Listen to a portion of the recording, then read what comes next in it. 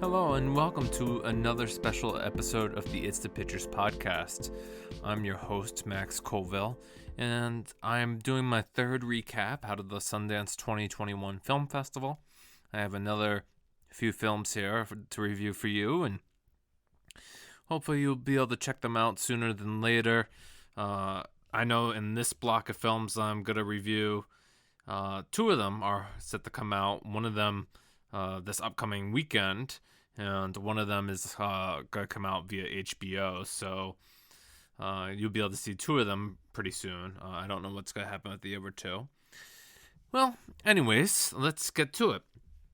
One of the films that I saw was called Wild Indian, and I'm not sure what I expected when I turned the movie on, but I ended up pleasantly surprised.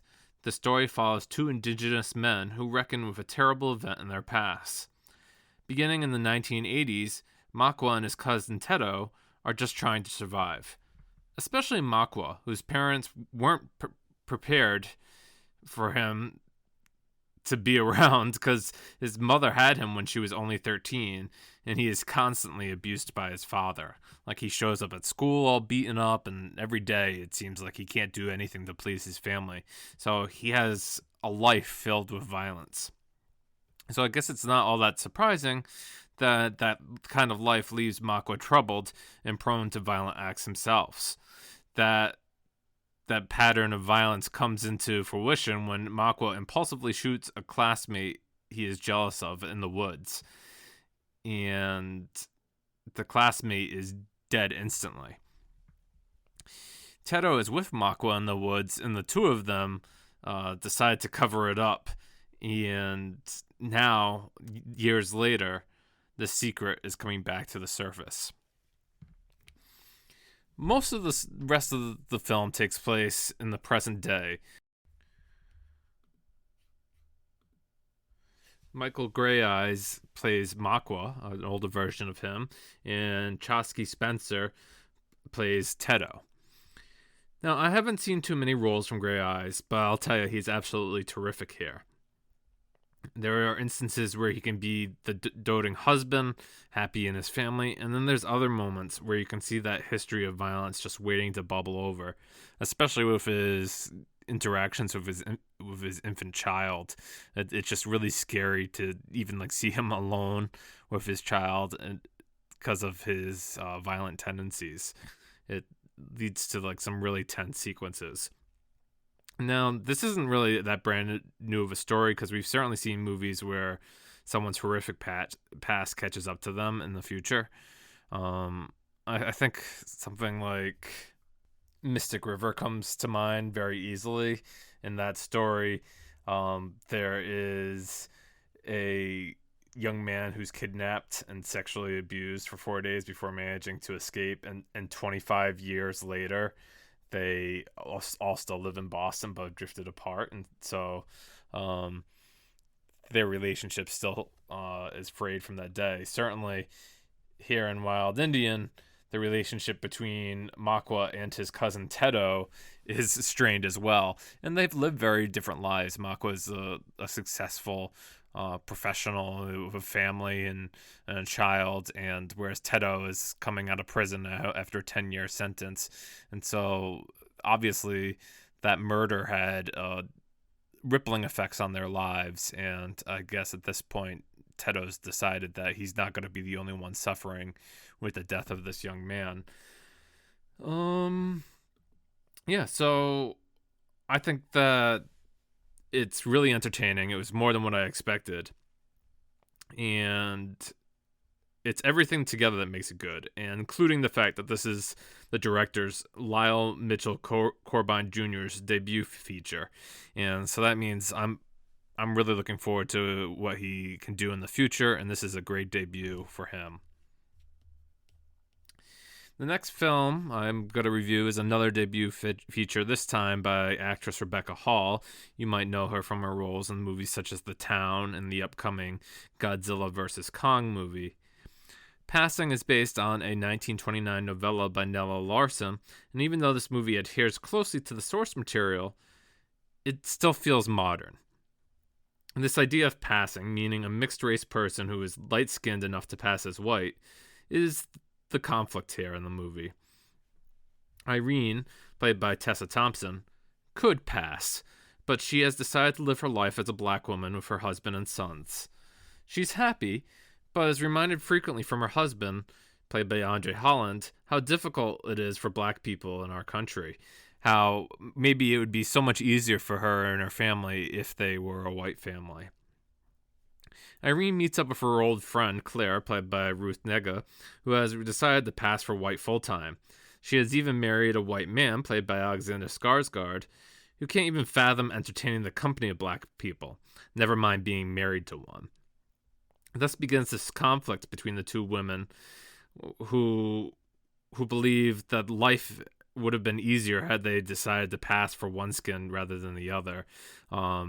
It becomes clear throughout the film that Claire misses a lot of her culture and her people when she decided to pass for white instead, and she wishes that she was back in the black community.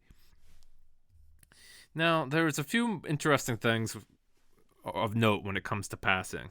The film is shot completely in black and white, and not only does it add to the 1920s flair of the movie, but it obviously plays into how the women see themselves. It allows for the two actresses to blend into whatever skin tones they need for this passing ruse to work. And although I wouldn't call it subtle at all, there is an underlying sexual attraction between the two women. The idea of passing could also mean that they are passing as straight women, even though their relationship might be more complicated than that. On a whole, Passing is an elegant and well-made movie, but ultimately, it's not much more than that. As one of the more high-profile releases of the Sundance 2021 slate, I certainly expected more from it. That doesn't mean it's bad, but it does mean that there was so much more potential there. So the next movie I'm going to review is a documentary called A Glitch in the Matrix. What if we were living in the Matrix? That's the question that the documentary A Glitch in the Matrix asks its audience to consider, featuring interviews from people who believe in simulation theory, as well as prominent figures in science fiction and modern-day science like Elon Musk and Philip K. Dick. Director Rodney Asher asks us to consider that our lives are controlled by higher beings. What a load of shit. Now, I was really interested in this movie, given my love of The Matrix, but that interest was completely unfounded. Asher gets interviews from modern-day believers of simulation theory, and he has them depicted as digital avatars. I don't know who these people are or why I should care about what they say. It's like, maybe they could have been interesting in one way, but certainly when you remove the humanity from them, it's like just talking head theory, right? Like I really wasn't moved at all by what they were proposing. The old footage featuring Philip K. Dick is from a seminar he gave at some point in his life. Dick says that he saw these alternate planes of reality, and that's how he got the ideas of some of his novels. In short, that's kind of interesting. But there's also these there's this long drawn out sequence where they talk to someone who killed his family because he believed they weren't real and he was living in the Matrix. The documentary then goes on to how this simulation theory has been used as like an insanity plea for murder trials, because people are saying, like, if they don't believe that where they're living in is real, how can they really be responsible for their crime? And I thought that was kind of wild. Maybe the point of this documentary is that we can feel bad for these individuals who have this poor sense of self-worth. Obviously, if they're walking through their life thinking that everything is a simulation and nothing is real, maybe they need some help in other ways. I just was not moved one way to believe that simulation theory is real. I guess what's an even greater sin than making a movie with a bad point is that making a movie boring. A glitch in the Matrix put me to sleep. I can't recommend this movie at all. It comes out very soon from Magnolia Pictures. I haven't given a bad review like this in a long time, but please skip this one. All right. The last film that I'm reviewing is one that's coming to HBO soon. It's called In the Same Breath. And now here's a good documentary, right? This is a HBO Films documentary by Nanfu Wang, director of the documentary One Child Nation. And In the Same Breath takes a look at how the Chinese government covered up COVID-19 and then turned the pandemic into a win for the Communist Party. The footage is in the streets of Wuhan during January 2020, right when the pandemic was beginning to spread throughout the world. Not only does the documentary show us the effects it had on the people of Wuhan, but also showed how the government was using the pandemic to heighten the power of its propaganda machine. And don't think that the U.S. gets off easy, because the doc also shows how misinformation in the United States led to many more deaths here as well. I'll tell you, I'm really glad I caught up with this before it expired from Sundance, because it moved and shocked me. While some of this information will be familiar to those who've watched a few COVID-19 documentaries, Totally Under Control is the one that came to mind most immediately for me. There's other information here that is just head scratcher, right? You learn how China tried to sweep the pandemic under the rug because it didn't want to seem weak to other nations. But then once COVID was made public, China changed the narrative to show how quickly and successfully they were overcoming the sickness. Now, even a global pandemic like this could be used as a political tool to improve China's status in the world stage is pretty damn frightening. There's plenty of other footage here that will make you plenty depressed or angry. Now, I know not everyone is clamoring to watch more information about COVID-19, but I think this is an essential documentary about the pandemic and how news can be manipulated.